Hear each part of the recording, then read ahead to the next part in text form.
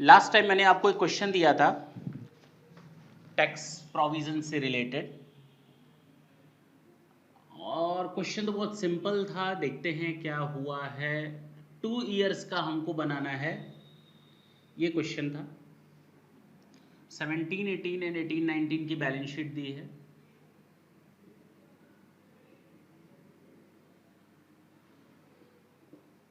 अच्छा, tax provision है 3 lakh and 4 lakh. 4 lakh है ना। Advance tax 1 lakh and 1,40,000।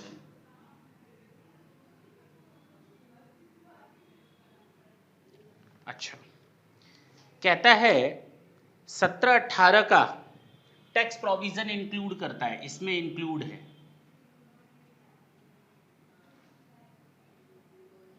Financial year 15-16 का 80,000 और 16-17 का 40,000। बोलो। और 15-16 का सेटल्ड हुआ है 15,000 में इन 18-19।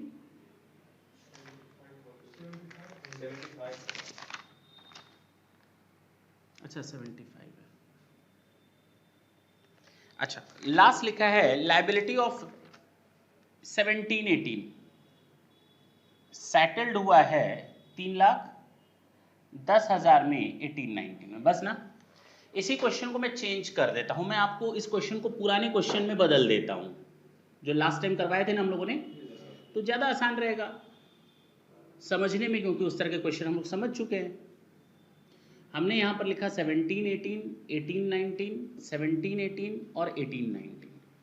जरा देखो, टैक्स प्रोविजन 15-16 का है 80,000, इसमें शामिल है, और 16-17 का शामिल है 40,000। इसका मतलब 17-18 का बचा कितना, 180। ये खत्म हो गया। अच्छा, 4 लाख में तो ऐसा कोई इंफॉर्मेशन नहीं दिया है। 4 लाख में केवल इतना बोलता है कि 80,000 75,000 में सेटल्ड हो गया। इसका मतलब अब यहां पर कुछ नहीं है, 15-16 का कुछ भी नहीं बचेगा, क्योंकि this amount has been already settled. और 17-18 का 3,10,000 में सेटल्ड हो गया, 3-10 में, 3-10 में सेटल्ड हो गया, तो यहां दिखेगा ही नहीं। ये बचा, और बाकी कौन सा बचा, 4 लाख। बोलो, टोटल मिलाकर कितना है, 4 लाख। 40,000 ये होगा, तो बाकी 18-19 का होगा कितना। ओहो, ऐसे था, हाँ ऐसे ही था। अब इसकी कोई जरूरत, इसको देख लेंगे। अच्छा, इधर देखो, एडवांस टैक्स कुछ ना दिया हो तो उसी ईयर का मानेंगे जिस ईयर का दिया हुआ है। 17-18 का दिया है 1 लाख, और 18-19 का दिया है 1,40,000। चले आगे, चले, इसको हटा सकते हैं अब, इसकी कोई जरूरत नहीं है।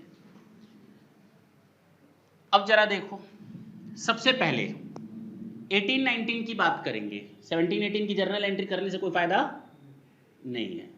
जर्नल ईयर 18-19, ये वाला 80,000 को जीरो हो गया, यानी टैक्स प्रोविजन अकाउंट डेबिट कौन से ईयर का, 15-16 का।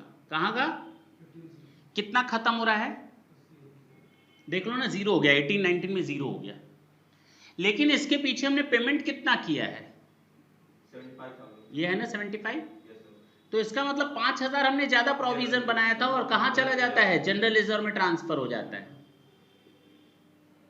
पक्का, ये हिसाब हमने खत्म कर दिया। अच्छा, ये रहेगा ऐसे ही, इसमें कोई चेंज नहीं है। 17-18 का खत्म करना है। देखो, तो टैक्स प्रोविजन 17-18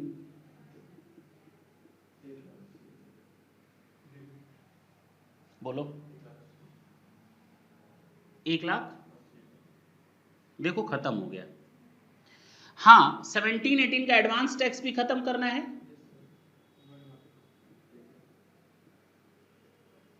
लेकिन 17-18 का सेटल्ड कितने में हुआ है, 3-10 में।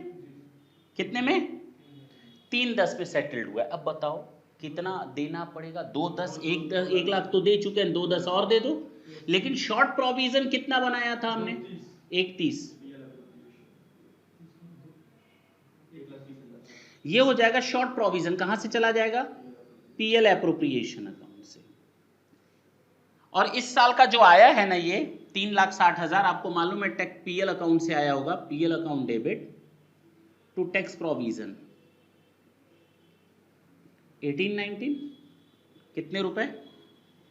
360। और ये पेमेंट हुआ 1,40,000, तो advance tax 18-19 debit to bank. बोलो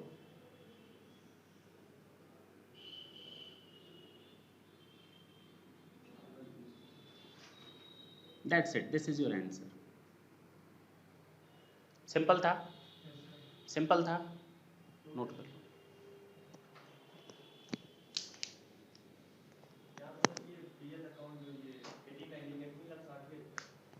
हाँ 360 है ना,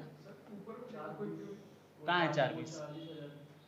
40 तो पहले का आया है ना, जब बना होगा 40,000 तो उस साल बना होगा ना 16-17 में। 16-17 में जर्नल एंट्री हुई होगी tax PL account debit to tax provision 16-17 40,000, तो बार बार एंट्री करोगे। फिक्स एसेट पिछले साल खरीदी, इस बार बैलेंस शीट में दिख रही है तो फिर खरीद लोगे क्या? अरे ये तो पिछले सालों का बैलेंस चल रहा है ना।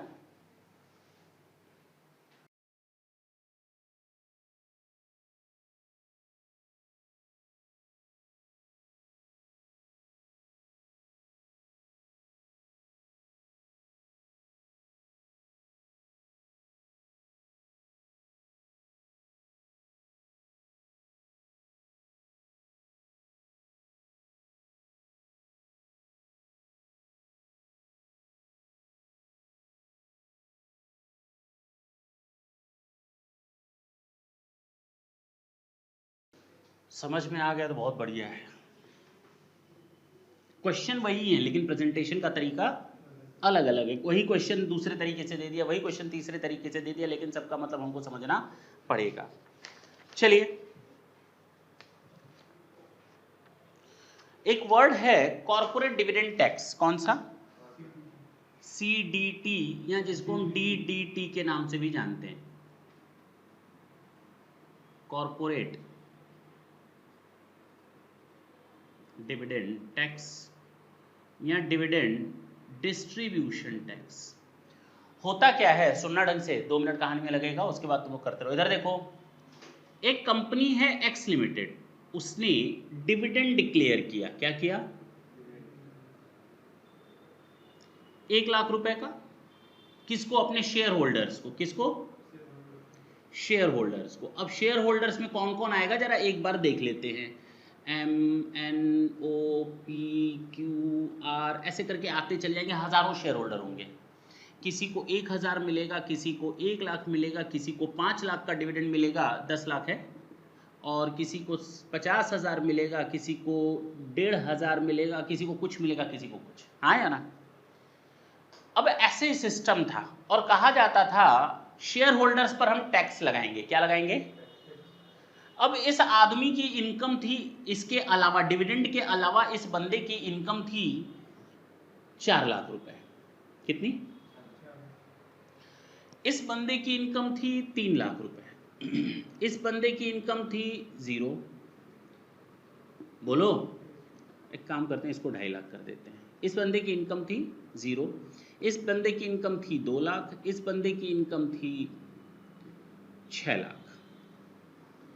अब होता क्या था जरा देखो सिचुएशन।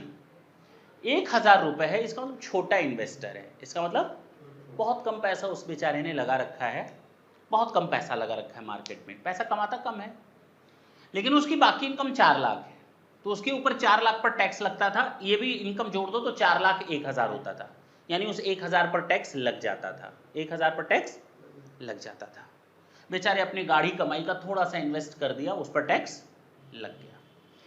इसने कोई आराम काम नहीं है इसके पास, देखो ना, कोई काम नहीं, आराम की जिंदगी जी रहा है, उसे पैसा मार्केट से में लगा रखा है, टैक्स इंटरेस्ट वो डिविडेंड कमाता है, डिविडेंड कमाता है, और इतना ज्यादा डिविडेंड कमाता है, लेकिन टैक्स के नाम पर ठेंगा।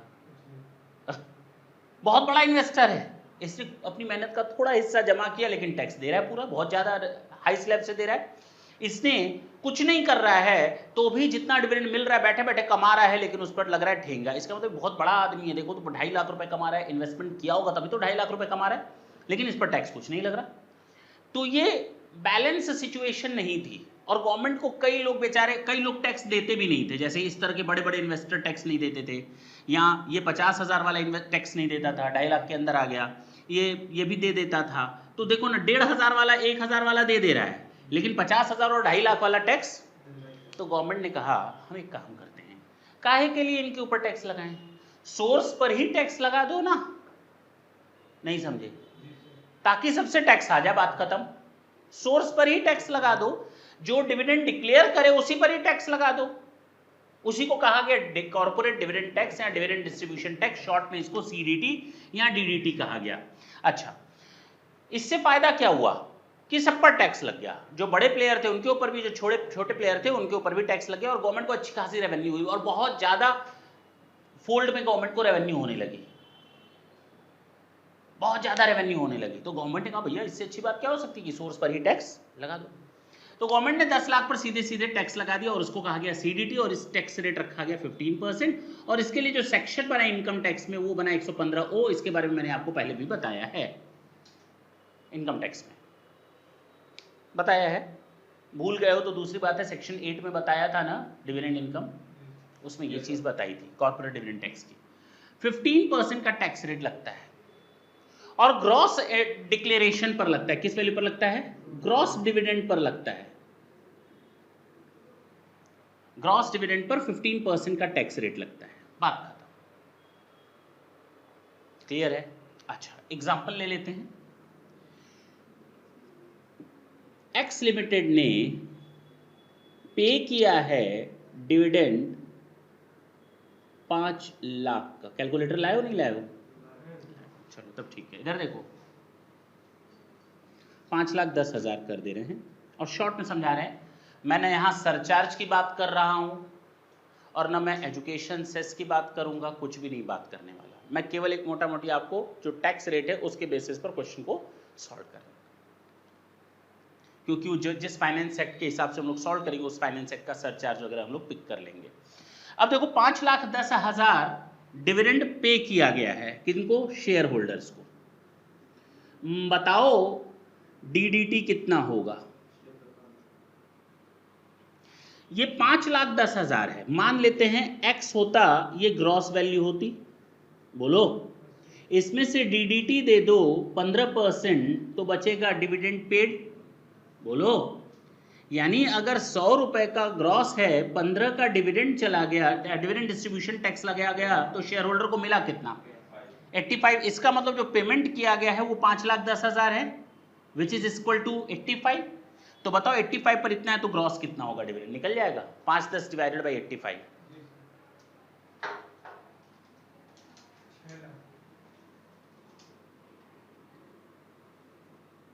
अरे यानी टोटल 6 लाख था, जिसमें से आप 15% डिविडेंड डिस्ट्रीब्यूशन टैक्स दे दो, आपका आंसर आ गया। तो dividend paid 5,10,000 which is the net figure after deduction of DDT. हाँ या ना? While we are needed to make the payment of tax, or you can say DDT, on the gross value of a dividend, the gross declaration of the dividend was 6 lakhs. Out of that, 90,000 will be paid on account of dividend distribution tax, and the rest will be paid to the shareholders. Is it clear? हटा सकते हैं? समझ में आया? समझ में आया? Note करना है इसको।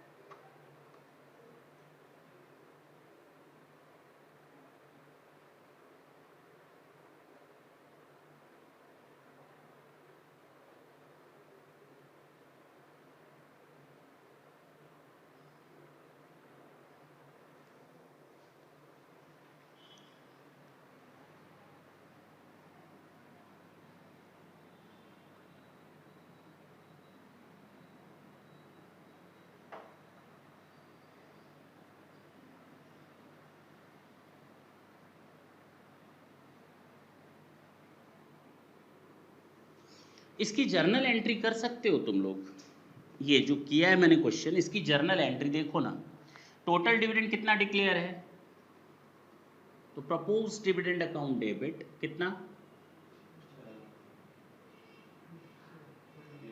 टू शेयर होल्डर्स कितना 5 लाख, और बाकी 90,000 के लिए dividend distribution tax payable, payable कितना,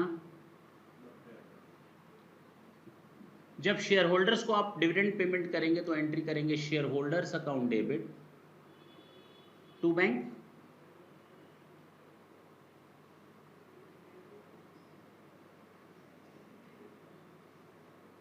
और जब 90,000 का पेमेंट होगा तो DDT payable account debit to bank. बात समझ में आई? ये हमने शॉर्ट में लिख दिया डीडीटी।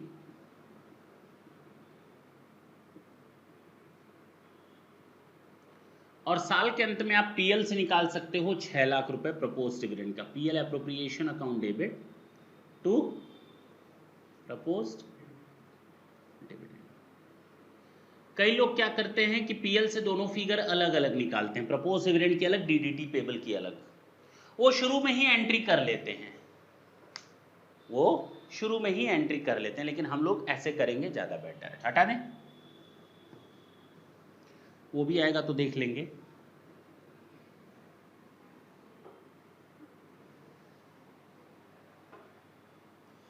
हो गया हो तो हटाएं। अब बात करते हैं, लास्ट टाइम मैंने कितने क्वेश्चंस करवाए थे, जो पीएल के क्वेश्चंस चल रहे थे, जरा बताओ। पीएल बैलेंस, पीएल वाले जो चल रहे थे, क्वेश्चन नंबर 6 या 7 तक हुए थे, बड़े बड़े क्वेश्चन, ये वाले नहीं, डिविडेंड टैक्सेशन वाले नहीं, नोट्स टू अकाउंट्स वाले। 6 चला था, 6 हुआ था, 7th देखते हैं। 6 हुआ था ना। बैलेंस शीट से रिलेटेड क्वेश्चन सॉल्व करते हैं। हमने बैलेंस शीट का भी फॉर्मेट आपको बताया था ना, चलो आज उसकी बात कर लेते हैं। From the following information extracted from the books of a company, prepare a balance sheet of the company as on 31st March as per the schedule 3। इधर देख लो, ये क्वेश्चन दिया है, long term borrowings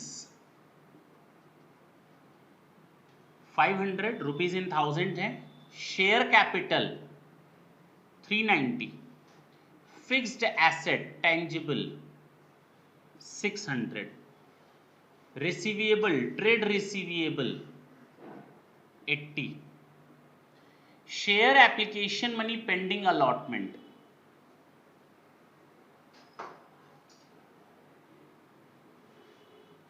10, trade payables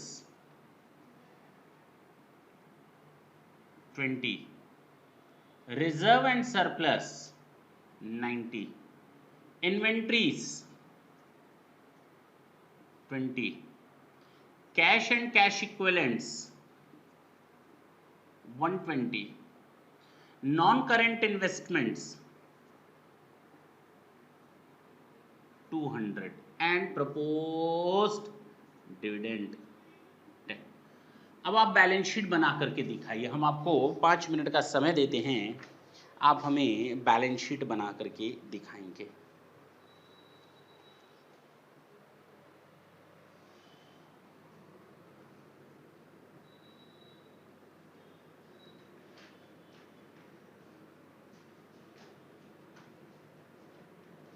बता सकते हो इधर format, इधर हमें जरा बताओ। सबसे पहले capital and liabilities, equity and liabilities, ठीक है। शेयर होल्डर्स फंड,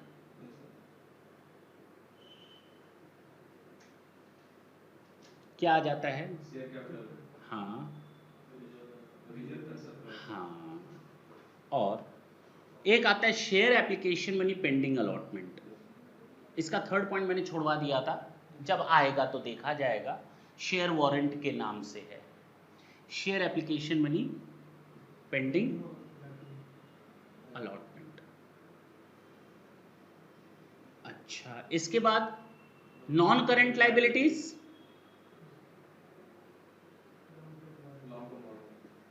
इसी में ही आएगा।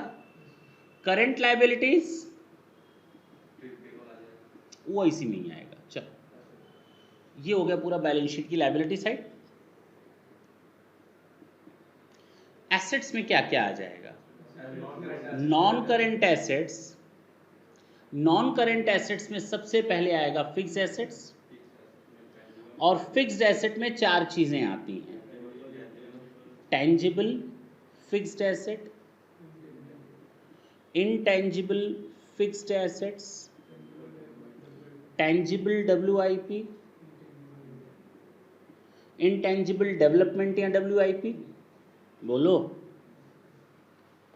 इसके बाद आता है नॉन करंट इन्वेस्टमेंट्स, और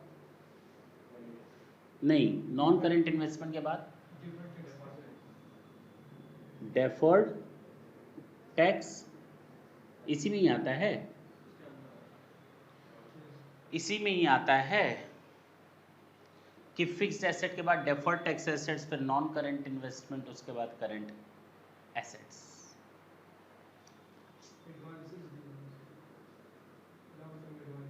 आ रहे हैं करंट एसेट्स। क्या आ जाएगा सबसे पहले? नॉन करंट इन्वेस्टमेंट कि current investment? Non current investment ना, करंट इन्वेस्टमेंट। उसके बाद आएगा इन्वेंट्रीज, ट्रेड रिसीवेबल्स,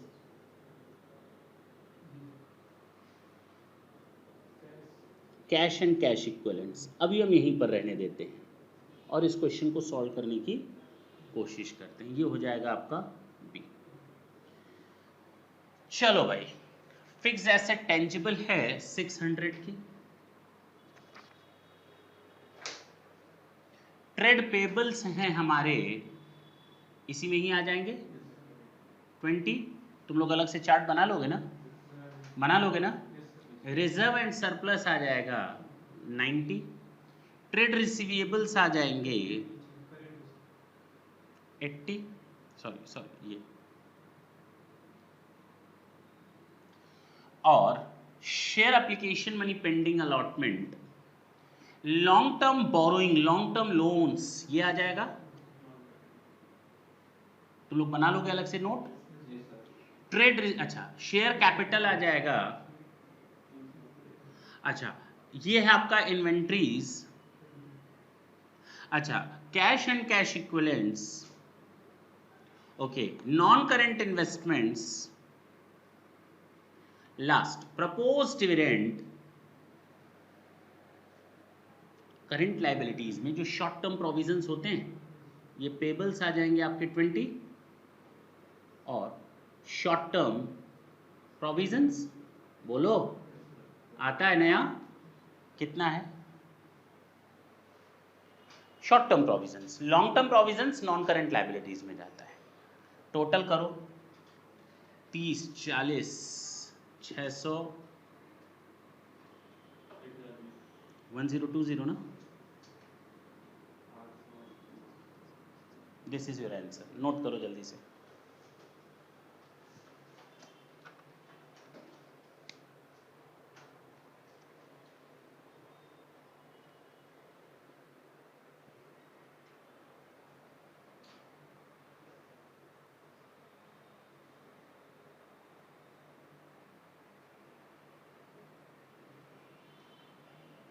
थोड़ी स्पीड ले आना।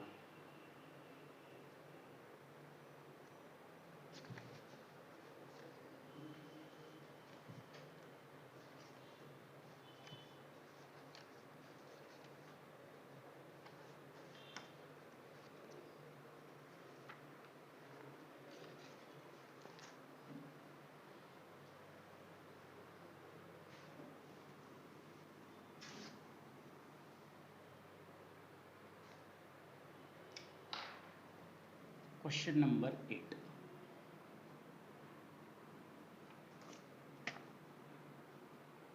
Capital reserve, CRR, capital redemption reserve, security premium, opening balance of PL,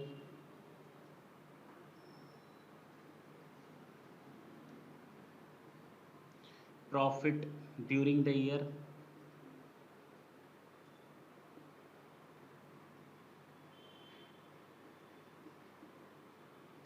transfer to general reserve,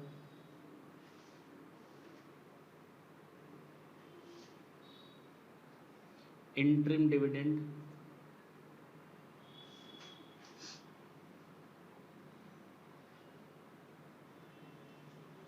proposed preference dividend,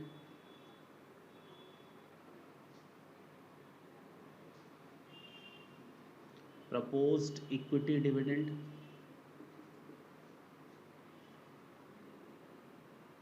DDT,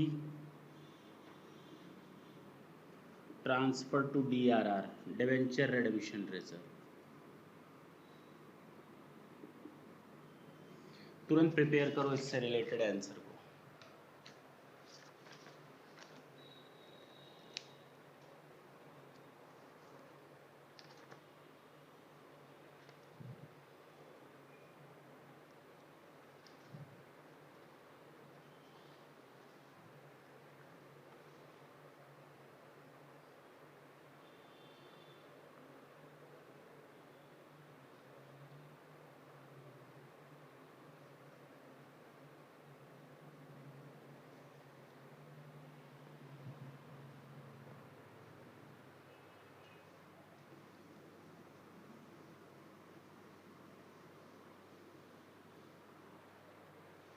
देखो note है ये किससे रिलेटेड, रिजर्व एंड सरप्लस से रिलेटेड नोट्स बनाएंगे ना कि आखिर बैलेंस शीट जो भी हम लोगों ने बनाई थी उसमें नोट्स टू अकाउंट्स हमने लिखा कि रिजर्व एंड सरप्लस इतना, कहां से आया वो रिजर्व एंड सरप्लस, वो इस नोट से आया, इस तरह से बनाया गया था।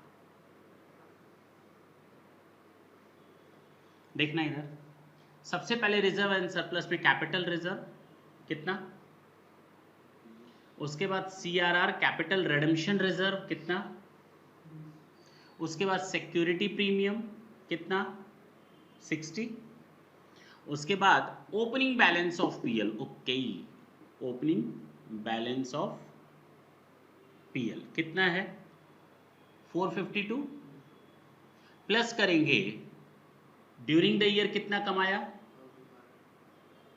560, इसमें ऐड हो जाएगा, बोलो ना। ट्रांसफर टू जनरल रिजर्व, सुन सुन सुन सुन सुन सुन सुन कितना, इसमें एक छूट रहा है, मैंने शायद जनरल रिजर्व नहीं लिखा, जनरल रिजर्व 160 था, ऊपर लिख देना जनरल रिजर्व 160, याद आएगा, ठीक है ना। तो यहां जनरल रिजर्व का अलग से हेडिंग बन जाएगा, जनरल रिजर्व कितना 160, बोलो छूट गया था ये। अच्छा 560 हो गया इस साल का, 5% और जनरल रिजर्व में ट्रांसफर करना है, तो 560 का 5% 28 आएगा, 28 यहां से माइनस होगा, और ये कहां जाकर के ऐड हो जाएगा, और ये जनरल रिजर्व में जाएगा ना, पहले कितना था, अब और कितना ऐड हो गया, यहां से माइनस होकर यहीं तो प्लस होगा, हाँ समझ में आई बात। अच्छा इंटरिम डिविडेंड ये है 100, सर जैसे ये माइनस होकर यहां गया तो ये माइनस होकर के कहां जाएगा, ये जाएगा शॉर्ट टर्म प्रोविजंस के नोट्स में, कहां जाएगा, प्रोविजन ही तो बनाया गया है इंटरिम डिविडेंड। अच्छा प्रपोज्ड प्रेफरेंस डिविडेंड, सर ये प्रोविजन नहीं है, डिविडेंड तो पेमेंट हुआ होगा ना, अरे भैया प्रोविजन है डिविडेंड के नाम से, तभी तो बैलेंस शीट में शो हो रहा है, इसका मतलब still it is payable, that's why it is shown in our balance sheet. तो नहीं दिया है प्रोविजन तो हम ना माने, प्रोविजन ही तो किया है, PL से पैसा निकाला होगा, अभी पेमेंट करना डिविडेंड का बाकी है, अगर डिविडेंड का पेमेंट हो गया होता तो हमें बैलेंस शीट की इंफॉर्मेशन क्यों दी रहती, बैलेंस शीट में वो क्यों शो होता, आउटस्टैंडिंग के नाम से है डिविडेंड, और डिविडेंड का मतलब वो प्रोविजन बनाया गया है कि फ्यूचर में हमें इसको पेमेंट करना है, कहां से निकाला गया है, वो PL से, तो PL से निकाल दिया गया है प्रपोज्ड प्रेफरेंस डिविडेंड को, और इंटरिम डिविडेंड को कितने से, इंटरिम डिविडेंड 100 और ये 140, ये भी कहां जाएगा, बात समझ में आई। अच्छा प्रपोज्ड इक्विटी डिविडेंड ये कहां जाएगा, ये कहाँ जाएगा? वहीं पर। प्रोविजन ही डिविडेंड कहाँ क्या होता है? प्रोविजन बनाया जाता है। अच्छा डीडीटी ये कहाँ जाएगा? आखिर ये डिविडेंड का ही तो हिस्सा है ना भाई, कितने जाएगा? अच्छा इसके अलावा transfer to debenture redemption reserve, transfer to DRR कितना? 100। रिजर्व नया बना है ना, तो यहाँ नया बना तो डिवेंचर रिडेम्पशन रिजर्व, रिजर्व इसमें से माइनस होकर रिजर्व में ही आ गया। बताओ माइनस होने के बाद कितना बचा? समझ में आ रहा है?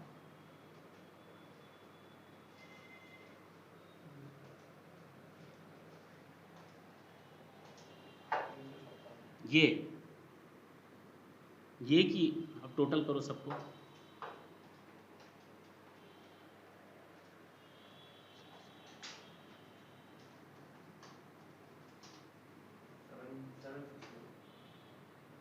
ऐसे कैसे 700 हो जाएगा? इंसान हो? 120 220 308 408, अच्छा कितना? 60। ये शॉर्ट टर्म प्रोविजन बनाया जाए, बोलो। ये भी नोट्स बन जाएंगे इसके भी। क्या क्या आया? इंटरिम डिविडेंड कितने से? प्रपोज्ड प्रेफरेंस डिविडेंड कितने से? और प्रपोज्ड इक्विटी डिविडेंड कितने से? डीडीटी कितने से? अच्छा बस खत्म। 2 3 4 528, that's it, this is your answer. Note कर लो।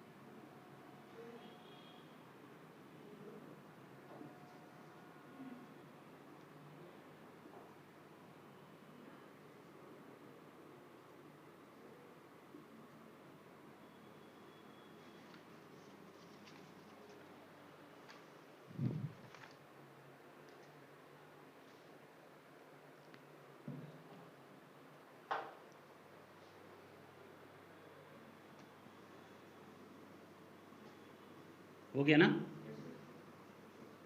अब आते हैं इस क्वेश्चंस के नोट्स बनाते हैं। सुनो, अभी तक तो कोई दिक्कत नहीं आई होगी, होप सो।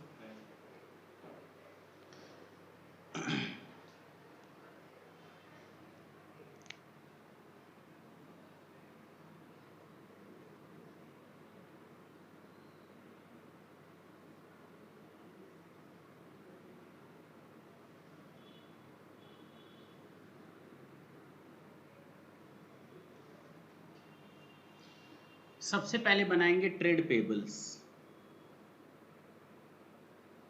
बोलो। ये करंट लायबिलिटी का सब हेडिंग होता है, मालूम है ना? ये बनेगा अदर करंट लायबिलिटीज, ये भी हमारा करंट लायबिलिटीज की सब हेडिंग होती है, हाँ या ना। और लास्ट होता है हमारा शॉर्ट टर्म प्रोविजंस, ये भी हमारा हाँ करंट लायबिलिटीज का सब हेडिंग होता है। कोई दिक्कत है? जरा देखो ट्रेड पेबल्स में क्रेडिटर्स तो दिखेंगे ही दिखेंगे, और बिल्स पेबल भी क्रेडिटर से ही आता है, वो भी यहीं दिखेगा 20। बैंक ओडी क्रेडिटर्स तो नहीं है, अब बात समझ में आई? कितना अनपेड डिविडेंड जो अभी पेमेंट करना है, अरे शॉर्ट प्रोविजन नहीं, प्रोविजन बना होगा, डिविडेंड पे कर दिया, कुछ बच गया, वो कभी भी मांगने आ सकते हैं। Unpaid dividend is a liability, provision तो उस समय बनाया गया होगा जब पीएल से निकला होगा पैसा। Outstanding expenses is a liability, short term liability 4। और calls in advance, again it's a liability because we are needed to make the payment of interest on that until or unless we are not going to adjust it out from the calls. How much? Interest on loan, again it's an accrued interest which is needed to make the payment. Interest on loan, जगह कम पड़ गई,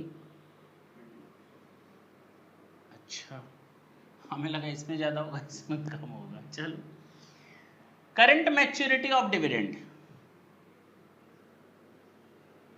current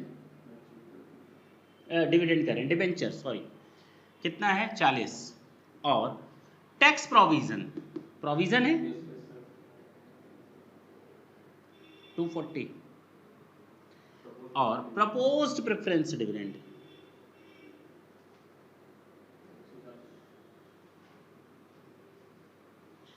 proposed equity dividend, ये तो अभी बनवाया भी था। DDT, आप लोग टोटल कर लीजिए, दिस इज योर आंसर। बताओ टोटल, बहुत जल्दी बता दिया।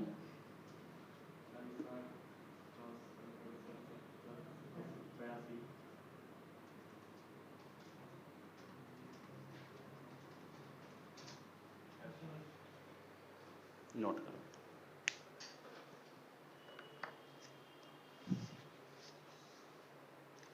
जल्दी करना है थोड़ा।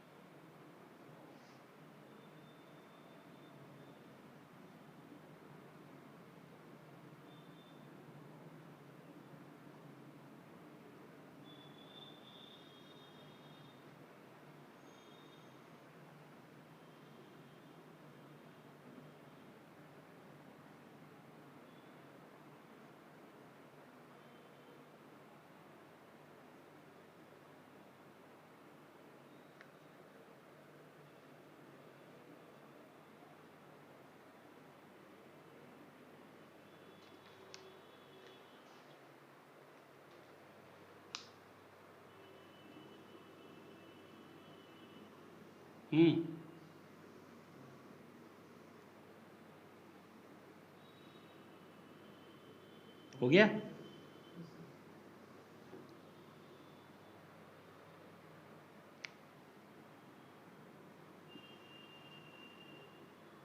चलो चलो चलो, इधर देखो, नोट्स बनाते हैं। फिक्स एसेट का, फिक्स एसेट की कैटेगरीज में देखो तो सबसे पहले आता है टेंजिबल फिक्स एसेट, हाँ या ना।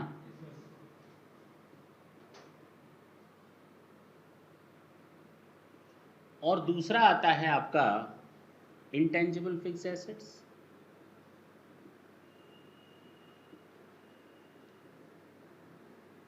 फिलहाल इंफॉर्मेशन इन्हीं की दी हुई है।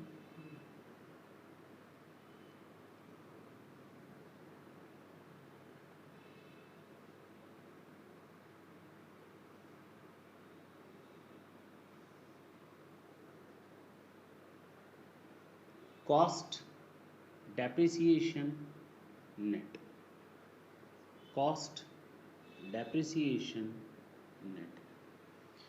बताओ बिल्डिंग तो टेंजिबल में आएगा ना, कितने का है? डेप्रिसिएशन कितना बचा, कितना?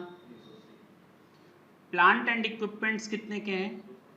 डेप्रिसिएशन कितना बचा, कितना? व्हीकल्स ये भी तो टेंजिबल में ही आएगा कि छू नहीं सकते हो गाड़ी? अच्छा। फर्नीचर,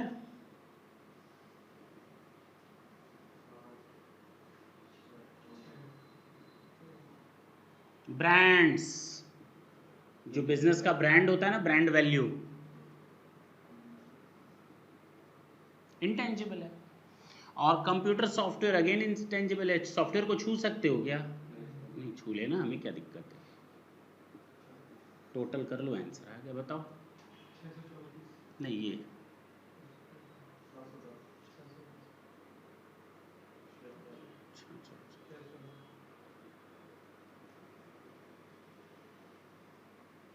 देख लो आ रहा है कि नहीं, मैच कर रहा है कि नहीं देख लेना बस।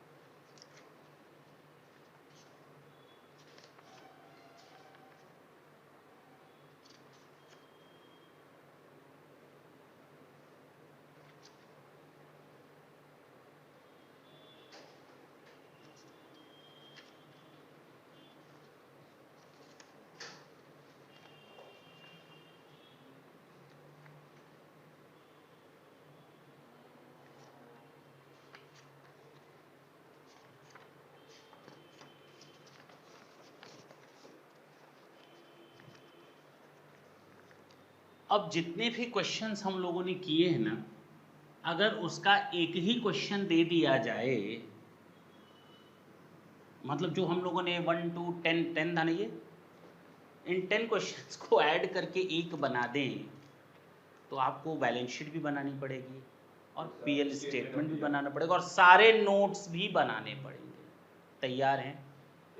बोलो।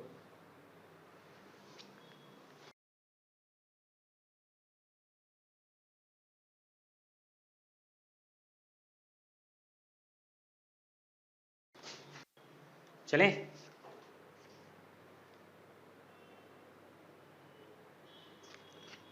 देखें, क्वेश्चन नंबर 11 है और ये क्वेश्चन ICAI की स्टडी मैट से ही लिया गया है। जितने भी क्वेश्चन अब तक हम लोगों ने देखे 1 to 10 समझ लीजिए ये उसका समअप है। हम लोग ये देखने की कोशिश करेंगे कौन सा मैटर कहाँ जाता है और नोट्स बनाए कैसे जाते हैं, बैलेंस शीट पीएल एक साथ कैसे बनता है।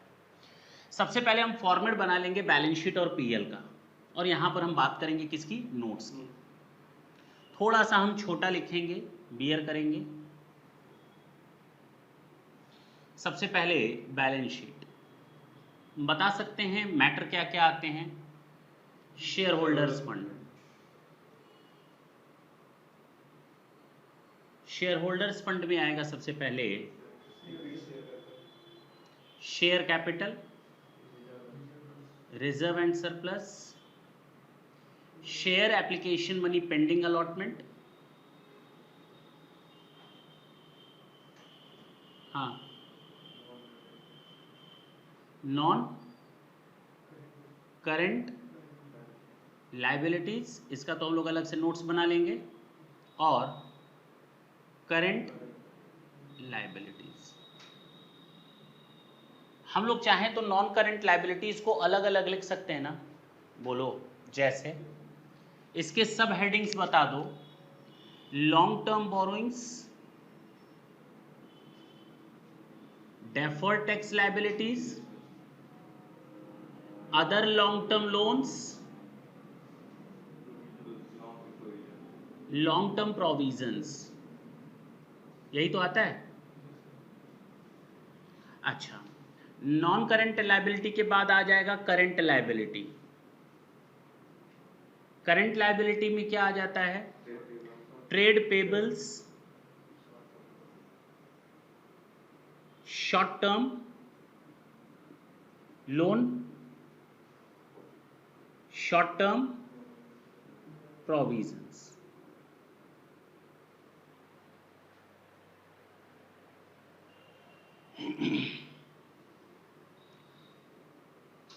अदर करंट लाइबिलिटीज, ये भी तो आता है। और उसके बाद आएगा लास्ट में शॉर्ट टर्म प्रोविजंस। ये होगा बैलेंस शीट पूरा। एसेट साइड में नॉन करंट एसेट्स, इसमें सबसे पहले आएगा फिक्स्ड एसेट, और फिक्स्ड एसेट में कैटेगरीज बनेंगी। पहला tangible fixed asset, intangible fixed asset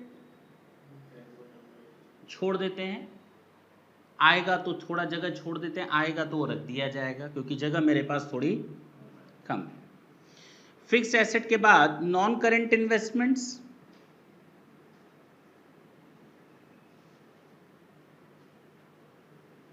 और उसके बाद करंट, नॉन करंट इन्वेस्टमेंट, उसके बाद करंट,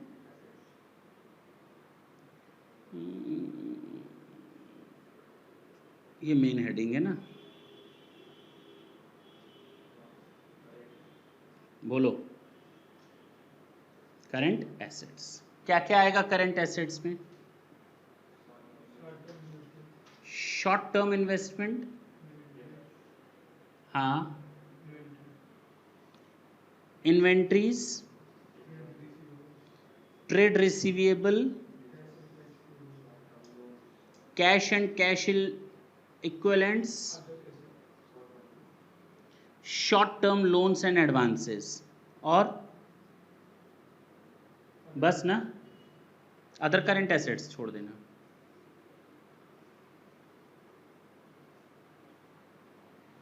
देखा जाए पीएल को बनाओगे,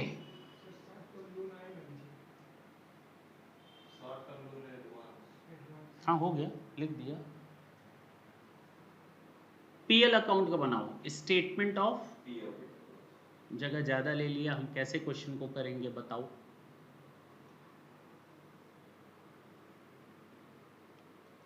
हाँ बताओ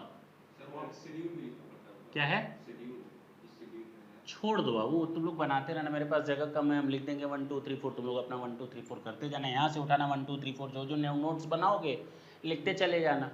हमको तो जितना कम जगह रहेगी सामने, हम इसीलिए क्वेश्चन नोट नहीं कर रहे। सबसे पहले आता है रेवेन्यू फ्रॉम ऑपरेशन। प्रैक्टिस तो तुम लोग को करनी है ना। अदर इनकम्स दिया है ना, ये हो जाएगा A. Cost of material used, changes in inventories, purchase of inventory, salary staff employees benefit expenses,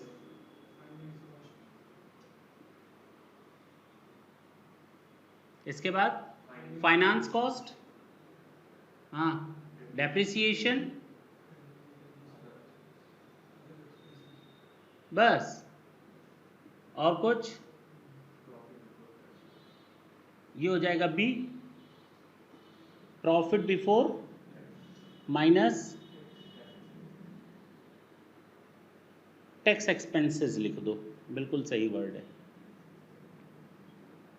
अब बाकी देखेंगे क्या है, अगर जरूरत पड़ी तो बनाएंगे, नहीं तो यहीं पर डन।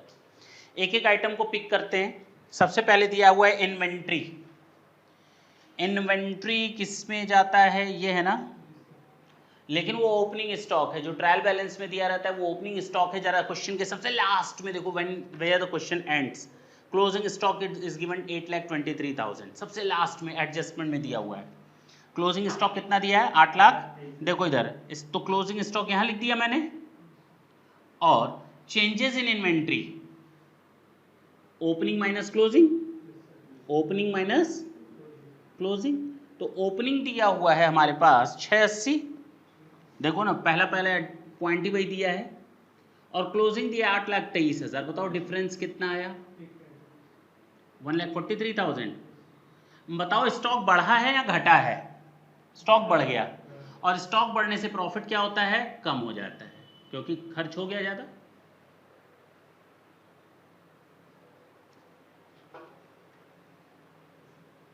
आराम से सोचो, स्टॉक बढ़ने से हमारा प्रॉफिट कम होता है या बढ़ता है,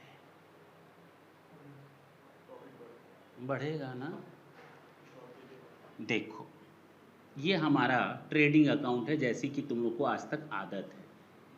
ओपनिंग स्टॉक है 680, परचेज दिया है क्या क्वेश्चन में, चलो छोड़ दो, मान लेते हैं परचेज XYZ हम 10 लाख मान लेते हैं, इधर देखो, और क्लोजिंग स्टॉक हम ले लेते हैं 8,23,000।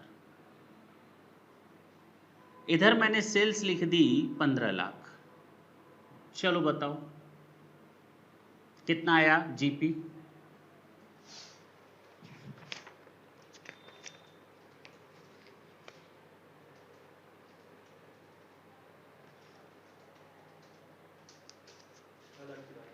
$6 लाख। ये अगर हम इसको क्लोजिंग स्टॉक को कम कर दें तो ये अपने आप कम होगा, यानी क्लोजिंग स्टॉक अधिक है तो प्रॉफिट इतना है, क्लोजिंग स्टॉक को कम कर देंगे तो ये अपने आप कम होगा। मान लो ये 5 लाख हो जाता, चलो ये 5,23,000 हो जाता, 3 लाख कम हो गया तो ये 3,43,000 बचता। मेरी बात समझना, क्लोजिंग स्टॉक बढ़ने से प्रॉफिट बढ़ता है, क्लोजिंग स्टॉक घटने से प्रॉफिट घटता है। तो यहां पर प्रॉफिट घटा है या बढ़ा है, अगर क्लोजिंग स्टॉक प्लस है तो हमारा प्रॉफिट बढ़ा है या घटा है, बढ़ा है। तो इसको माइनस के इंडिकेशन में लिखें या प्लस के, माइनस के। कॉस्ट की फिगर्स हैं ना ये, कॉस्ट को माइनस करने का मतलब होता है प्रॉफिट को बढ़ाना, तो हमने कॉस्ट को माइनस किया है। इज इट क्लियर, इसका मतलब मैंने प्रॉफिट को तो मैंने 1,43,000 से प्रॉफिट कम नहीं किया बल्कि बढ़ाया माइनस लिखकर, क्योंकि कॉस्ट उतने से मैंने कम कर दी। Is it clear now? पक्का ना? कोई कंफ्यूजन नहीं है ना? चलो अच्छा, इन्वेंट्री के बाद लिखा है फर्नीचर। क्यों ना हम फिक्स्ड एसेट का बना लें, क्योंकि हमें कुछ एसेट्स दिख रही हैं बैलेंस शीट में, कुछ एसेट्स दिख रही हैं। फिक्स्ड एसेट का बना देते हैं, वो भी टेंजिबल। 3 कॉलम बनते हैं मालूम है ना? पहला बनेगा कॉस्ट का, डेप्रिसिएशन प्रोविजन का, और नेट ब्लॉक लिखो या नेट अमाउंट लिखो। नेट मैंने लिखा था, नेट ब्लॉक भी लिख सकते हो। सबसे पहले फर्नीचर दिया है 2 लाख का, मैंने ब्लॉक में लिख दिया 2 लाख का फर्नीचर। अच्छा, दूसरा कुछ दिया है क्या बैलेंस शीट में? जरा देखो, कोई और एसेट्स डेबिट साइड में आई हो तो बताओ। प्लांट एंड मशीनरी 8,60,000 दिया है ना, लिख लेते हैं। जगह होती तो मैं 1 बाय 1 आइटम उठाता, अब जगह नहीं है तो पहले इस तरह काम करना पड़ेगा, मजबूरी का दूसरा नाम है ये। फिक्सचर्स दिए हुए हैं 3 लाख के, देखो तो नेक्स्ट पेज पर फिक्सचर्स कितने के? अच्छा, कुछ छूट जाए तो बताना। फ्री होल्ड लैंड दिया हुआ है 15,46,000 का, और टूल्स एंड इक्विपमेंट दिया है 2,45,000 का। और भी कुछ दिया है क्या? गुडविल, वो तो इनटेंजिबल है ना।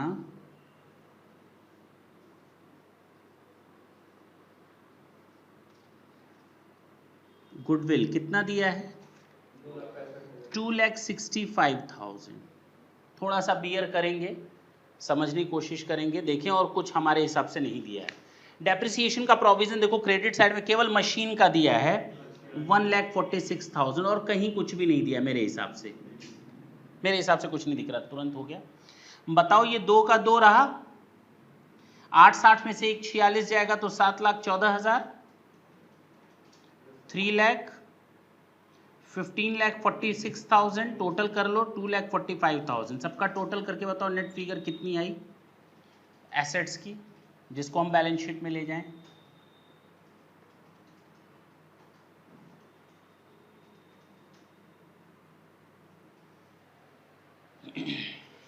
थोड़ी स्पीड ले आएंगे। कितना आ रहा है? अरे 15 लाख तो अकेले यही है, 9 लाख आ रहा है मेरे भाई। 15, 10, 25, 26, 27, 28, 30 लाख के आसपास आएगा। तुम 52 लाख कहाँ से बोल रहे हो? जोड़ो सारे लोग।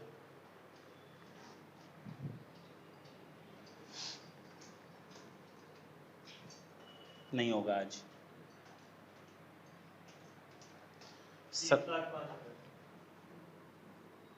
30 लाख पक्का ना?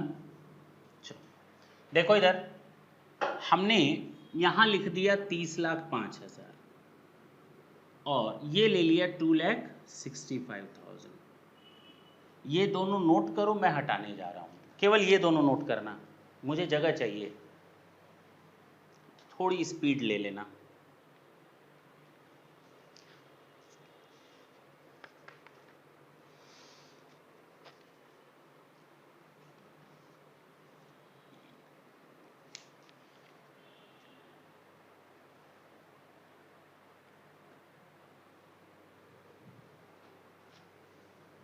देखो, डिस्काउंट दिया है 40,000। नेक्स्ट पॉइंट, ये हम लिख लेते हैं अदर एक्सपेंसेस।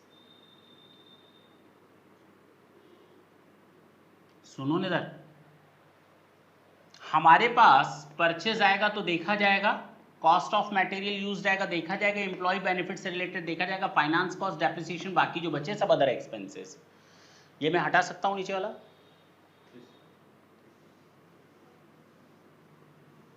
देखो इधर, अदर एक्सपेंसेस में पहला है डिस्काउंट 40,000। डेबिट साइड है, इसका मतलब खर्चा ही होगा। डेबिट साइड दिया, इसका मतलब खर्चा ही होगा। लोन टू डायरेक्टर, कंपनी ने लोन दिया है डायरेक्टर को, इसका मतलब वो एसेट है, क्योंकि उससे पैसा लेना है। कहां जाएगा एसेट में? Short term loans and advances. तुम लोगों ने थोड़ी देर पहले कहा था ना सर आपने एडवांस छोड़ दिया, तो लोन्स एंड एडवांसेस लोन्स में आएगा। कितना है डायरेक्टर को लोन?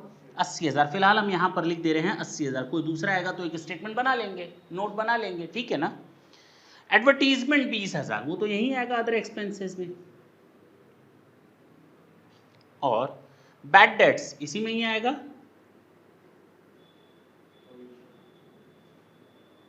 सब डेबिट है, इसका मतलब सारे खर्चे होंगे। कमीशन 1,20,000,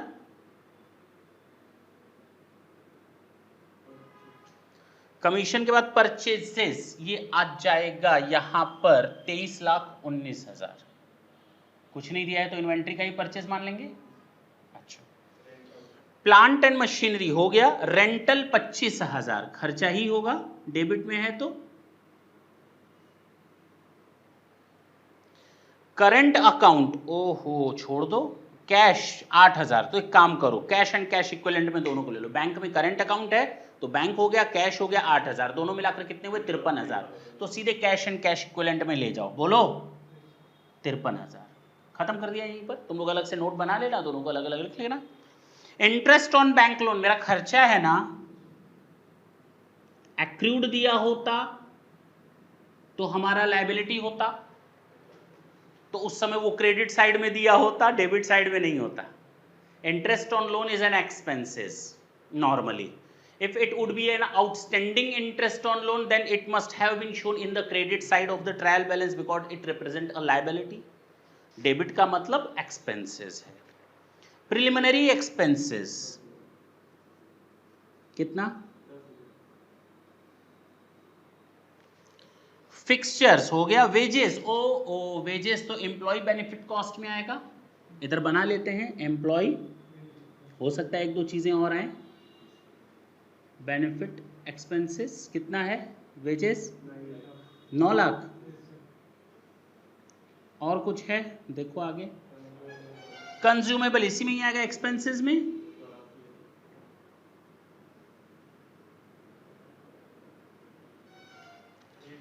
फ्री होल्ड हो गया, टूल्स एंड इक्विपमेंट हो गया, गुडविल हो गया, trade receivable, trade receivable current assets में आएगा ना, ट्रेड रिसीवेबल 4,40,000, हाँ या ना, बोलो, नोट्स बना लेना तुम लोग। डीलर्स ऐड खर्चा है, डीलर के ऊपर जो खर्चा किया है 21,000। Transit insurance is also an expenses, रास्ते का इंश्योरेंस करवाना 30,000। अच्छा, ट्रेड एक्सपेंसेस बहुत ज्यादा हो गया ये तो 37,000, वाह रे वाह। डिस्ट्रीब्यूशन फ्रेट ये भी एक्सपेंसेस है 54,000, ये फाइनेंस कॉस्ट में कितना है, पक्का ना, debit side done. Credit side की बात करते हैं। इक्विटी शेयर कैपिटल 25 लाख, इधर देखो 11% डिवेंचर तो लॉन्ग टर्म बोरोइंग है 5 लाख, तुम लोग नोट्स अलग से बना लोगे ना। बैंक लोन ये भी यही तो आएगा, तो एक काम करते हैं यहाँ पे स्टार बना लेते हैं, डबल स्टार, और यहाँ हम लिख देते हैं 11% डिवेंचर्स 5 और लोन बैंक लोन 6,45,000, 11 लाख, मेरे हिसाब से कुछ और नहीं है, 11,45,000 लिख देना, तुम लोग नोट अलग से बना लेना। ट्रेड पेबल्स 2,81,000 ये है, सेल्स 42,68,000 इधर आएगा, ट्रेड रेवेन्यू फ्रॉम ऑपरेशन, अरे नहीं, हाँ, रेंट रिसीव्ड अदर इनकम में जाएगा, ट्रांसफर फीस अदर इनकम में आएगा, तो ये आ जाएगा rent received 46,000 plus other income है ट्रांसफर फीस 10,000, क्रेडिट साइड मतलब इनकम ही होगा, तुम लोग अलग से नोट्स बना लेना कितना हुआ। अच्छा, कहता है पीएल अकाउंट का ओपनिंग बैलेंस है, तो ये अभी इंफॉर्मेशन ओपनिंग पीएल छोड़ देते हैं, कितना है 139, बाकी सब हो गया, पूरा क्वेश्चन कंप्लीट है, हमको अब इसको बंद करना है। इधर देखो, इधर देख लो, ये सब दिया ही नहीं है, छोड़ देना, टोटल मत कर लेना। सबसे पहले इसको बंद करते हैं, बताओ कितना आया? 43,14,000। इतनी मार खाओगे? 43,14,000, 24,000, सॉरी, ठीक है ना? अच्छा, अभी सुनना, कॉस्ट ऑफ मटेरियल यूज मालूम नहीं, एम्प्लॉय बेनिफिट कॉस्ट कितना है? केवल 9 लाख। अच्छा, डेप्रिसिएशन है नहीं, डेप्रिसिएशन ऑलरेडी बुक्स में ट्रायल बैलेंस में दिया हुआ है, तो जब दिया है ट्रायल बैलेंस में, इसका मतलब उसका दूसरी तरफ एडजस्टमेंट हो गया होगा। डेबिट साइड डेप्रिसिएशन दिया होता तो हम पीएल के डेबिट में लिखते, क्रेडिट साइड में दिया है, इसका मतलब एक ही जगह जाएगा और वो हम लोगों ने एसेट में से माइनस कर लिया है। जगह कहाँ है ये देखो, कहाँ दिया है डेप्रिसिएशन? ट्रायल बैलेंस में। डेबिट में दिया होता तो हम उसको एज एन एक्सपेंसेस मानते, क्रेडिट में दिया है, इसका मतलब हमको उसको एसेट यानी डेबिट में से माइनस करना पड़ेगा, वो प्रोविजन दिया है टोटल। तो कंफ्यूज होने की जरूरत ना हो, डेबिट को डेबिट में रखते हैं, क्रेडिट को ऑलवेज क्रेडिट में रखते हैं, बाकी जयराम जी के अपने आप आंसर मैच करेगा। तो अदर एक्सपेंसेस जरा टोटल करके बताओ।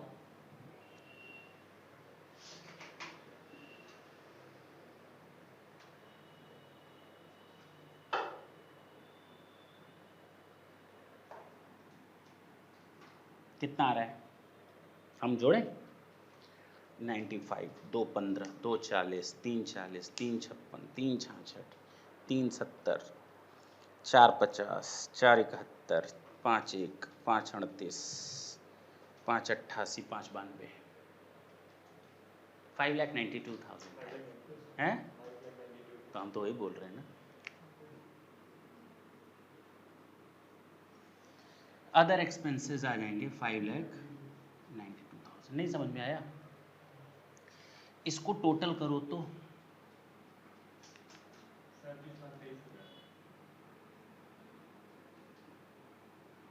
अच्छा कितना आया? 43 24 में से 37 23 जाएगा तो 38, 5 5 24, 5 24 और 77, 6 लाख 1,000। टैक्स तो दिया नहीं है, बोलो। तो इधर देखो, प्रॉफिट आफ्टर टैक्स हो जाएगा 6,01,000 plus opening balance of PL कितना है पिछले साल का? 1,39,000, तो 7,40,000 हो गया। कितना? इसको ट्रांसफर कर दो बैलेंस शीट में, ट्रांसफर टू रिजर्व एंड। अब इधर का टोटल करो, लायबिलिटी साइड का। 25 11 36 45, 36 7 43 45, 43 85 45 85, 46 66, 46 66। इधर का